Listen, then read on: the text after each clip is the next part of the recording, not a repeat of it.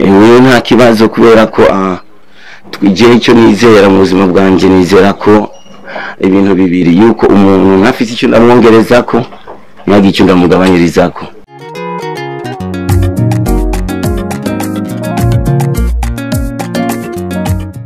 Mahoro y'ubumwe ibikorwa n'amajyambere. Nkuko icyambere na mbere ndabashimire kuba muje muri benshi, ibyishimo kubera ko biranera intege. Hanyuma apare y'ivyo reka dushima Imana nayo dusenge. Mana yacu yo mu ijuru, Mana nyene ubushobozi, Mana nyene ububasha, Mana nyene inkomezi, turashima kuba turi muri kino kibanza ngaha. Suko ariko twari tugiye mu bintu bikomakomeye, hari n'abandi bari bagiye mu bintu bikomakomeye, ariko Mana batashitse impore. Mana turashima ko twashitse impore twese, kandi turashima kuza kutugarukana impore. Mana turashima kuba twahuriye ikibanza kiri ngaha, n'ibisuma birahura kandi bifite imigambi mibi, ariko Mana kuba twahuye tuzi ko tugiye tuvugana ibintu by'uburongozi, ibintu byubaka abadukiyemo, ko nta burongozi butavi wawe Mana, nta n'ijambo ry'uburongozi bitavi wawe Mana. Mana turashima kuza kuba uri kumwe natwe ngaha, kandi amajambo yose tuvuga n'aba ari twe tuvuga bari we uvuga muri twebwe, mu izina ryawe Mwami w'isi n'ijuru, amen. Icyambere na mbere mbaye ndashima cyane, reka nshimire abarundi bose, apare ya mu media n'abandi barundi baza kubakurikirana. Kuba igihe najya kwitoza nari nzi ko icyumviro cyanjye nyene yaramaranga mutima yanjye, ariko nasanze maze kwitoza mwabyakiriye neza. Imana ibayizagire cyane kandi mwikomera amashyi cyane. Hanyuma ndanashimire kandi na Seni kuba yaranyebeje kuba mu bitoza mu ntara yagutse ya Bujumbura. Nanashimira kandi na leta kuba yabitunganyije neza kugira ngo natwe ugwaruka natwe twizerwe muri mu byo kwitoza muri amashinga amateka. Sinogenda nashinya aba media ukuntu mwitwararitse igihe najya kwiyandikisha, ukuntu mwagerageje gushikiza ubutumwa abanyagihugu, byarerekanye neza ko mwari mwabyishimiye cyane, mwari kunze. Imana ibayizagire cyane, byari intege kuko hajya yoshika kwiyandikisha hanyuma bose bakavuma, ntaje ntangwa kwiyumvira nabigiriye mwiki. So ubu ndafise impamvu ituma numva neza kuba nabigiyemo hageze, kubera ko iyo mbonye n'amaso yanyu, iyo mbonye n'ukuntu mwaje muri benshi, nuko mubishashaye. Ikindi nacyo cyatumye ndabahamagara nuko nzi yuko amamedia biroroshe cyane gushikiza ubutumwa, gushika aho nanjye ntari gushika. Muri icyo gihe nifuza cyane wako tugiye mu bihe by'amatora, kandi amamedia yacu akurikirwa no gwaruka cyane, kandi iyo hageze amatora kenshi ugwaruka nitwe bakunda kosha cyane, basanga twe tugiye kugwana, nitwe tugiye kuzana induru. Je ndifuza cyane yuko aya matora zo amatora ya mbere yazo atigeze abana ikibazo na kimwe n'ikinuma, kubera ko ndazi yuko mu mitima yacu abarundi ari bamwe batazi gutandukanya amahitamo n'ubwanko, kubera ko hari umuntu ahisemo gusa umugambwe umuntu amwanka kubera icyo. Kandi amahitamo n'ubwanko ni intambara tuzofa tutayihejeje, intambara tuzofa tudahejeje, kubera niyo mpuzu we wambaye wahisemo mu zindi nyinshi, bisigura yuko zazimwe wazanka. Kuko n'umuvyeyi wanje papa igihe yarondera mama, suko abandi bigemeye abanka, none yarahisemo. Intambara y'amahitamo n'intambara tuzofa tutayihejeje. Muri icyo gihe dutahurane mu mahitamo, kandi na Mukombozi ndazi yuko urondeye inzira nyinshi zo tumutantora zirahari nimuzibura, kandi urondeye inzira nyinshi, impamvu nyinshi zotuma untora zirahari. Hasa muri icyo gihe untora utantora si kibazo, ikibazo ni kunhohotera. Wewe nta kibazo, kubera ko twigiye icyo nizera mu buzima bwanjye, nizera ko ibintu bibiri, yuko umuntu ntafite icyo ndamwongereza ko nagi icyo ndamugabanyiriza ko. Ufise ifu udafise imboga, ntafite za mboga ubuze sinke sesa yafu yawe. Vumenda kuri uko nyene usigara uhangayika n'ikintu kimwe, simave ntumu ibibazo biba bibiri. Muri icyo gihe nari nifuje cyane ko nkangurira na leta hamwe na seni kubera ko nkatwe tuza muri ibi bintu tuza baduteye ubwoba bakatubwita iwe peti hajya nta kizokurayo kubera ko seni nuko ariko jewe kubera ko natomboye nkitwa izina Toma ngira ngo niyo mpamvu nimwe ico biboneye muri ico gihe sinabujisha seni cyo ntarabona nzoba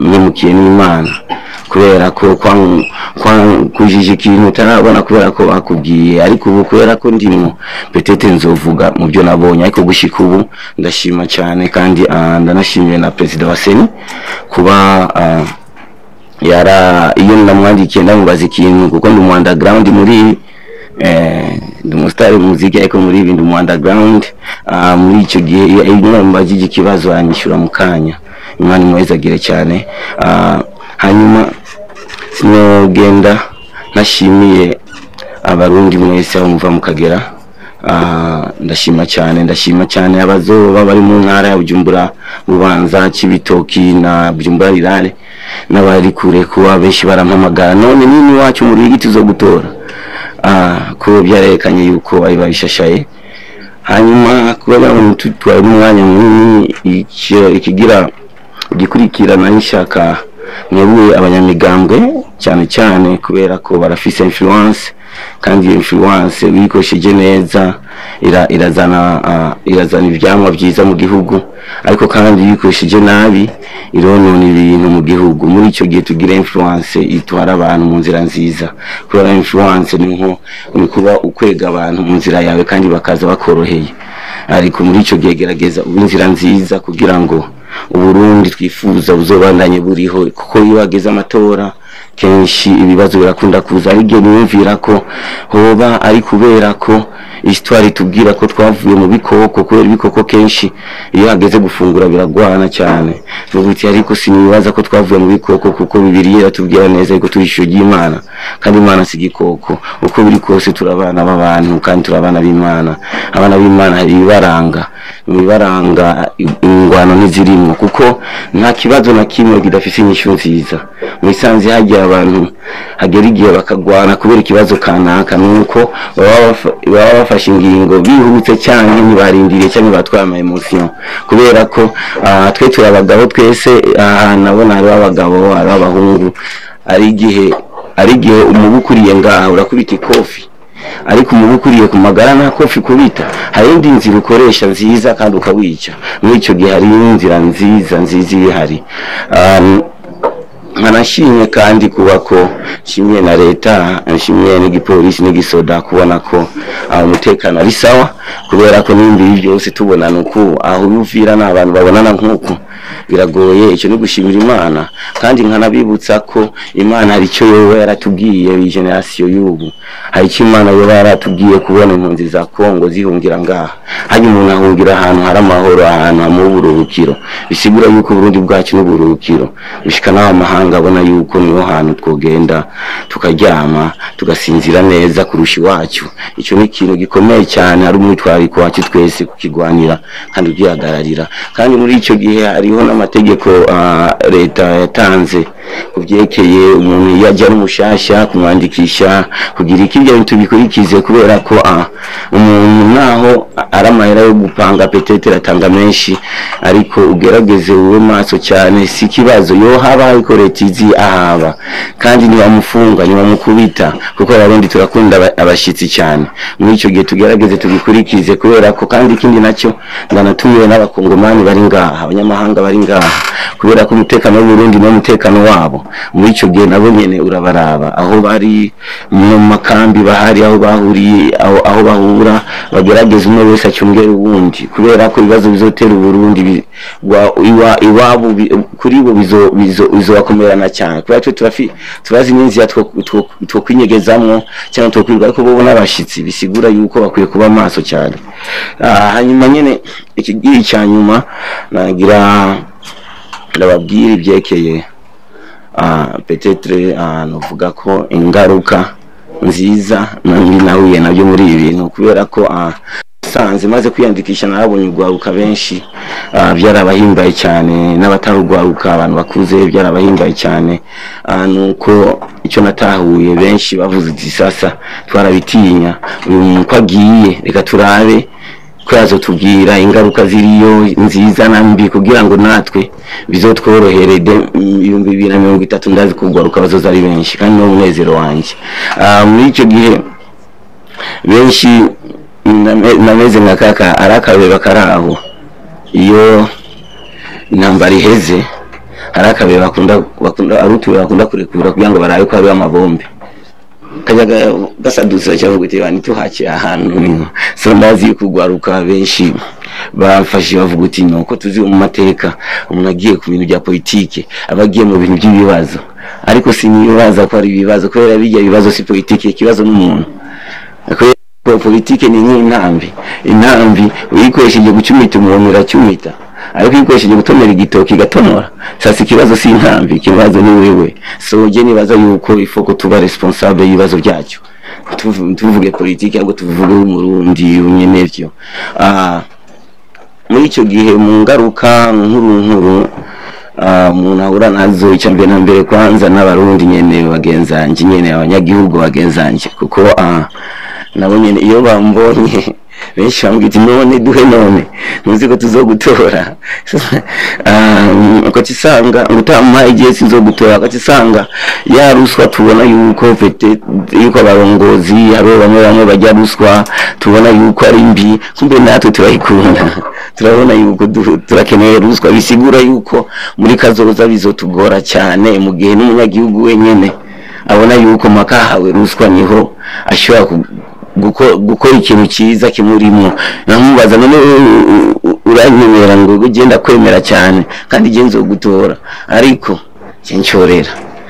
So je nibaza ko ifoko bamenya ko icyo babuze si micyoro, kandi nta muntu azogwamera aruta yiwe. Uko biri kose azogwa make rondera inzira zo gukura mu kurindira duke basigaje, kuko nani igice cyumwe kwijana azoguha aruta yiwe. So muri icyo gihe tugerageze nibatume kubera cyaje kumbwira ikintu kimwe njya nsanga ko niyo mpamvu ayigiye usanga abadepite kenshi nariyumvira navuga none kubiki abadepite tumaze kubatora batagaruka kandi bakaca bagenda hiyo abandi nomero zabo nibaziduha kwibyo none ko nyine cyubaye mukuru w'igihugu nyatanga inomero z'abadepite none ikibazo kiri hehe. Sasa ari gihe usanga naje kubona ari gihe usanga ari bimwe yegereye abanyagihugu kumviriza imigambi yabazanye barayishaza kubaha, naho gace usanga umushinga amateka muri miliyoni 3 izo miliyoni 3 avuze ko buri gihe ngira nje mbona ngiye kubana n'abantu ifoko ntegura umuriyoni ndabaha, none ku kwezi we azobaho gute? Mwazi benshi n'abapangayi ibazi inzukuntu ziba ziguma zizimba. Muri icyo gihe nibaza ko turakwiye kwanza icyo ni kibazo cya mbere, hari mvugana n'aba nzojya kubabwira imigambi kwe cyangwa nzotangura ndabamahera abariyo ntangure kuvuga. So muri icyo gihe ndabasabye kweri barabe, ahubwo je mbashaka mbonane nabo cyane kugira ngo ya inspiration bya vyumviro bama nk'umuririmbyi bandanye babimpa.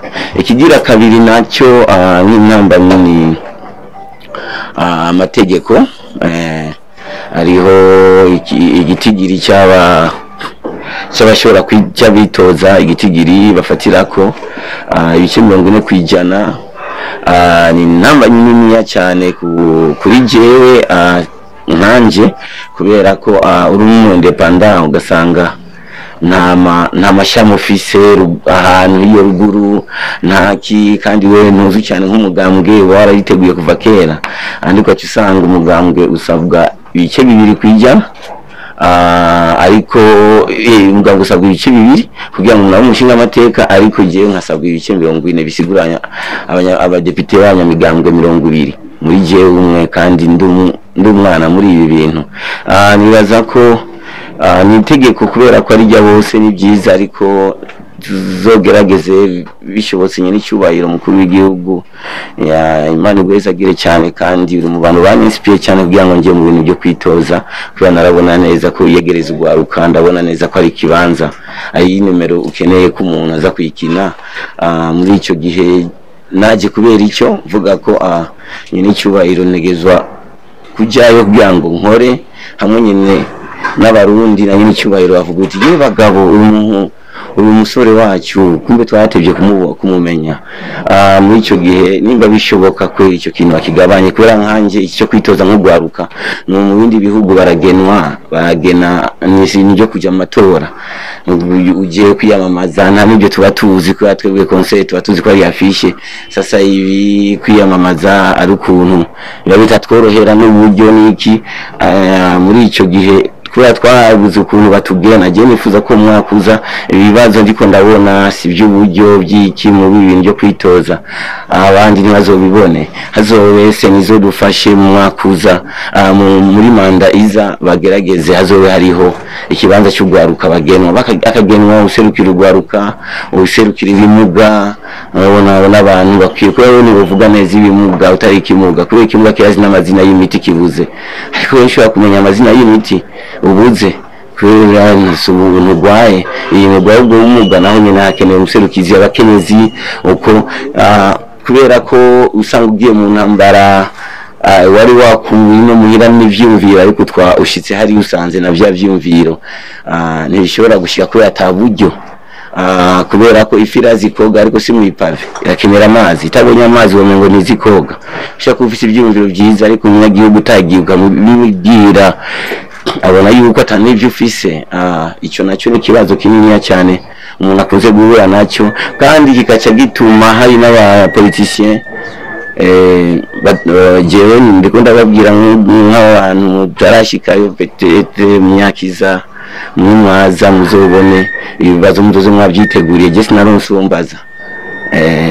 uwombaza ariko je nzobazwa kandi nditeguriye kubazwa nasanze achaza abapoliticiens bakaza bakagutuma ko bakakubwira iti banagenda keneye ko tubonana urabona kandi iyo bumvise yuko ari umuntu afite experience umuprofessionnel muri ivyo bintu ramwegera kandi yaguhamagaye gaye wawe ni reka ngende kumviriza ari impanuro ko turakeneye abantu nk'abo baduhimanura ariko iyo ushitse kwereka neza ko gufitiye impuhwe yuko ashaka arabona neza yuko ushobora gutsinda ariko yajya amajwi umuntu baca bayakoresha bacakoresha n'impamvu yuko yajya amajwi ibice 40% wewe uzaronka kweri sasa ndakwereke gerageza tuvugane ndaguhu nimba ari uburyo bukenewe jewe ndaguhe uburyo bwo kwiyamamaza ko n'amahera zo kugora je no gwari miliyoni amajana 3 ariko wewe tuzogerageza unkorere uyamamaze ku bwanje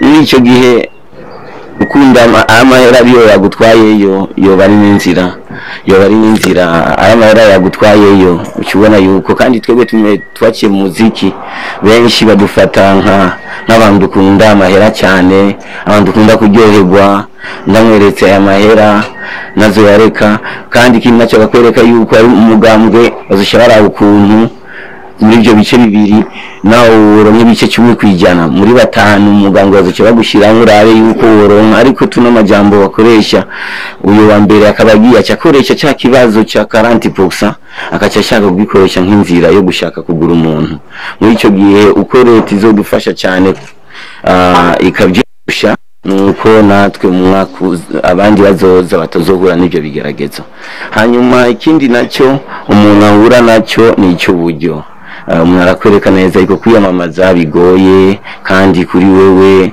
biranagoye cyane muri icyo gihe genzo guhaya naya ariko nawe akaguha condition akavuga ko genzo nzoguha vision yanje uniuzo hagarara ko niuzo uravuga muri icyo gihe hari ibintu iyo ubuze iyo babona yuko uri mu independence tungati tugitangura hari ibibazo duhura nabyo ariko ibyo byose si ibibazo cyane kuko inyishu Imana yarayiduhaye kuba yaturungitse muri ibi nuko yateguye akarere kandi bigiye kugenda neza icyo nashatse cyane no kubasaba no gusaba abarundi bose yuko umfata ku mugongo nko babinyeretse mu kumfata ku mugongo ni kunshigikira mu bintu by'uburyo kubera ivyumviro ndabikeneye n'amasengesho ndayakeneye ariko kenshi isengesho yangura kandi isengesho rigahereza. Gutangura ni gute? Twese tugiye gusabira umuntu ineza, ariko kandi dumenye yuko igusengera umuntu kenshi ni ikintu cya gatatu kiza ubwa nyuma, kubera umuntu aba yarahezagiwe, Imana yaramuhezagiye kuva akivuka.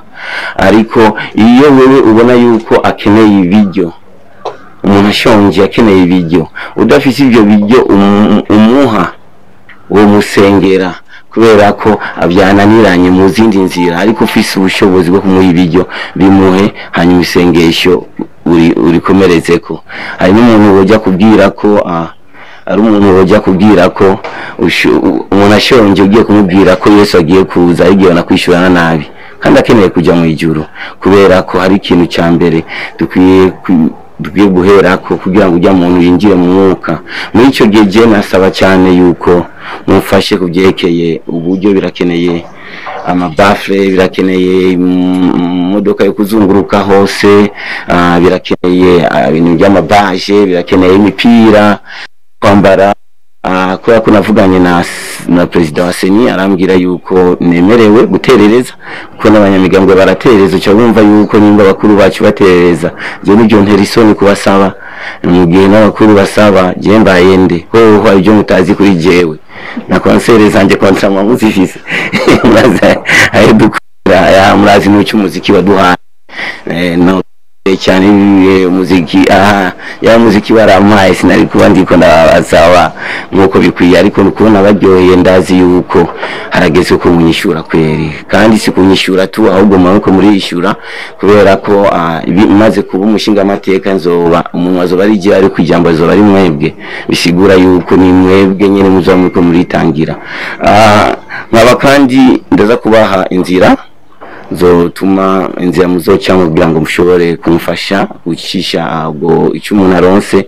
Nashizeho n'inzira ishobora gutuma n'igihumbi umuntu agitanga, ariko kandi ndababwiye na biro, naruguriye biro kugira ngo ari n'ubundi avuga ko ibintu byose samahera, ariko samahera gusa yo n'ivyumviro byotuma udakoresha n'amahera menshi, ugasanga ukubona ko amahera akenewe cyane, ariko ari umuntu yakuzaniye icyumviro gisimplifia y'amahera akaba make. Biro ikaba iri ngaho akate NSS Rohero ya mbere Avenue Susedinil numero 25. Muzoza ngaho benshi kuri BAA kandi bakita kuri Black FM. Niyo biro iri, ufite biro ndamuhaye ikaze, azoze tugisangire mu mwanya wari wo wese, azoze. Hanyuma kandi byekeye uburyo ndafise konte ngira ndabahe, hanyuma akaba ariho konte ya mbere ni kwanza Lumikash, niyo yoroshe. Konte ya mbere ya Lumikash ni 66 66 ubusa ni gatatu, hanyuma 60 hanyuma gatanu. Mu Gifaransa 66 000 605. Iyo ni Lumikash. Eco Cash nayo ikaba ari 79 82 99 95. Subiramo mu Gifaransa ni 79 82 99 95. Nyuma akaba hariho konte yari ikaba ariyo Kopeke. Muri Kopeke ni Kopeke yo mu Bwiza. Nabambwiye yuko ukivuga na Kopeke yo mu Bwiza kugira ngo byorohe. Nuko konte ya Kopeke Bwiza itangura n'ubusa 8 hanyuma akaba ariyo akarongo hagati, hanyuma ubusa 6 4 2 6 2 8 6. Subiremo wa Kopeke Bwiza ubusa 8 3 akarongo ubusa 6 4 2 8 6. Mu Gifaransa Kopeke Bwiza 083-064-286. Aho amazina ni Nzeyimana Toma, niyo mazina yanje kuginyine. Hanyuma akaba ariyo Bankobu, iyo akaba ari 1 1 kane rimwe kabiri cyenda gatatu kabiri ubusa rimwe ubusa rimwe hanyuma tire cyenda gatandatu.